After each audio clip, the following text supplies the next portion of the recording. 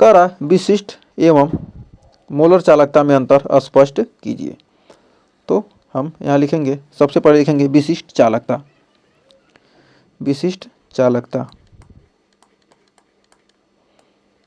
विशिष्ट चालकता, और इधर हम लिख देंगे कितना, मोलर चालकता।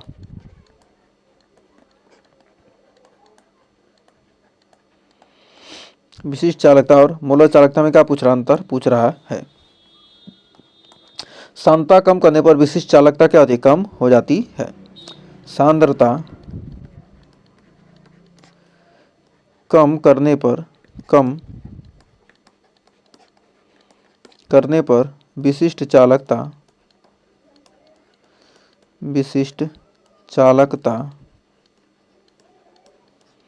क्या हो जाती है, कम हो जाती है, कम हो जाती है। ये क्या करते हैं, सांद्रता को कम कर देंगे तो क्या, विशिष्ट चालकता कम हो जाएगी। और सांद्रता को कम करने पर मोलर चालकता क्या होती है, अधिक हो जाती है। सांद्रता को कम करने पर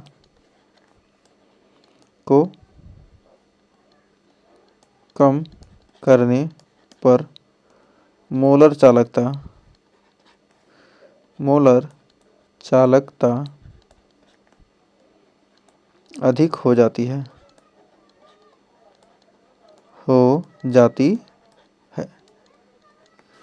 तो मोलर चालकता को हम ग्रीक लैम्डा यम से क्या करते हैं, प्रदर्शित करते हैं। और विशिष्ट चालकता को हम क्या करते हैं, कप्पा से प्रदर्शित करते हैं। तो हमारा मोलर चालकता होता क्या है।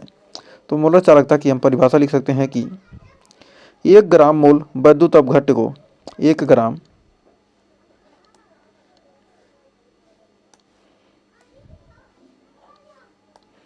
यहाँ लिख सकते हैं 1 ग्राम मोल वैद्युत अपघट्य को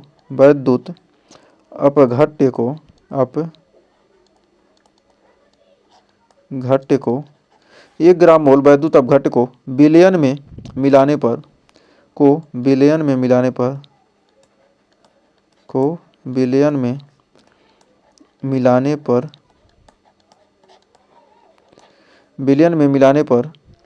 प्राप्त आयनों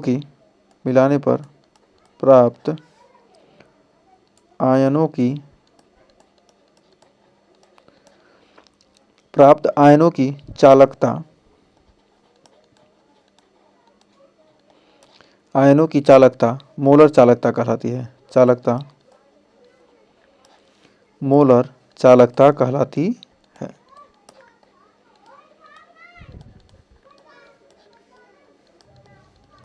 कह रहा क्या, 1 ग्राम मोल में क्या करेंगे, वैद्युत अपघट्य को विलयन में क्या करेंगे, 1 ग्राम मोल वैद्युत अपघट्य को किसी विलयन में क्या करें, मिलाने पर प्राप्त आयनों की जो चालकता होगी वो क्या कहलाती है, मोलर चालकता कहलाती है।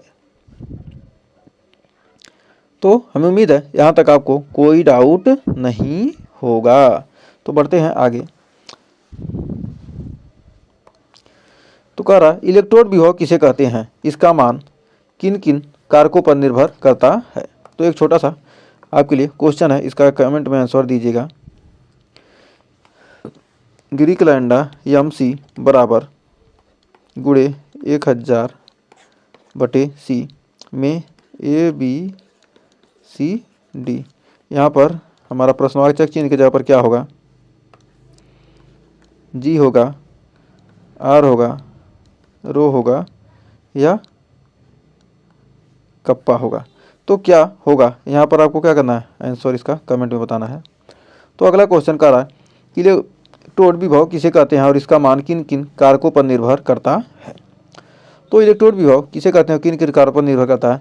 तो इलेक्ट्रोड विभव कह रहा किसी धातु की छड़ को उसके विलयन में, मतलब कोई धातु की छड़ है उसी की क्या करेंगे, विलयन में, उसी के विलयन में डालने पर छड़ धनावेशित और विलयन क्या होता है, ऋणावेशित हो जाता है। या विलयन धनावेशित या छड़ क्या ऋणावेशित हो जाता है। तो इनके मध्य इलेक्ट्रॉन का कार्य इलेक्ट्रॉन विभव कहलाता है। तो इसको क्या किया गया, ये हमारे धातु की छड़ है उसी को इसी के विलयन में क्या करते हैं, इसको रख देते हैं।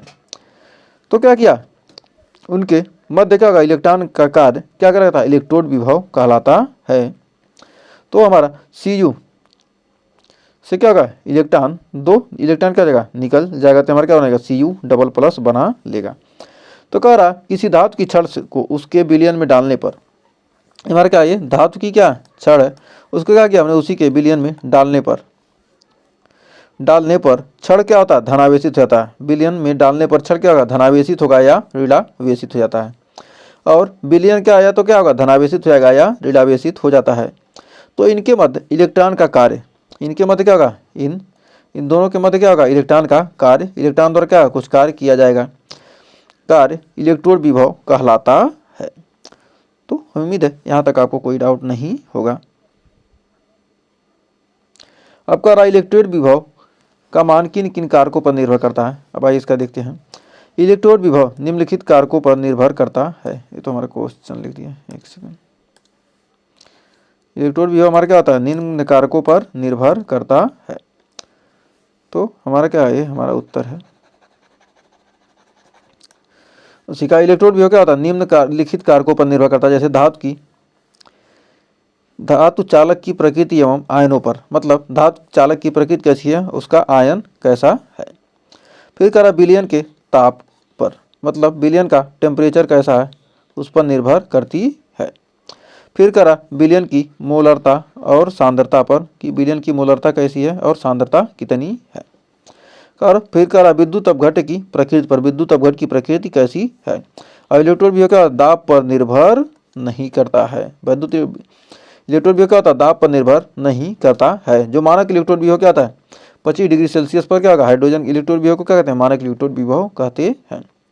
25 डिग्री सेल्सियस पर क्या किया गया, विलयन द्वारा छड़ पर किया गया कार्य, तो क्या कहलाएगा, मानक इलेक्ट्रोड विभव। और क्या कर रहे हैं, यदि हम क्या कर रहे हैं, बिना टेम्परेचर रहते हैं किसी धातु की छड़ को क्या करें, उसके विलयन के में क्या करेंगे, डालने पर छड़ धनावेशित और विलयन क्या होता है, ऋणावेशित होता है। इसे क्या कहेंगे, मध्य इलेक्ट्रॉन का क्या होगा, कार्य इलेक्ट्रोड विभव कहलाता है। तो उम्मीद है यहाँ तक आपको कोई डाउट नहीं होगा। तो मान लीजिए क्या यहाँ पर क्या है, एनोड और कैथोड पहचानना है। मान लीजिए इलेक्ट्रोड विभव में क्या है, हमें एनोड ई नाट एनोड जो हमारे क्या होगा 25 डिग्री सेल्सियस पर क्या होगा, मानक इलेक्ट्रोड विभव होता है। तो क्या ई नाट एनोड निकालना है, कहीं दिया मानक इलेक्ट्रोड विभव 25 डिग्री सेल्सियस पर दिया, क्या हो ई एनोड निकालना हो, तो जिसका बोल्ट क्या होगा, बोल्ट कम होगा, वो क्या कहलाएगा, एनोड। और जिसका बोल्ट क्या होता है, अधिक होगा, वो क्या कहलाएगा, हमारा कैथोड। तो बोल्ट क्या होगा, अधिक होगा, तो कैथोड कहेंगे। मतलब बोल्ट अधिक, सी आया तो क्या होगा, बोल्ट। ए आ रहा है क्या होगा, ए पहले आएगा तो क्या होगा, कम होगा। उसके बाद बी सी आ रहा है क्या होगा, उसका बोल्ट अधिक होगा। तो ऐसे याद कर सकते हैं।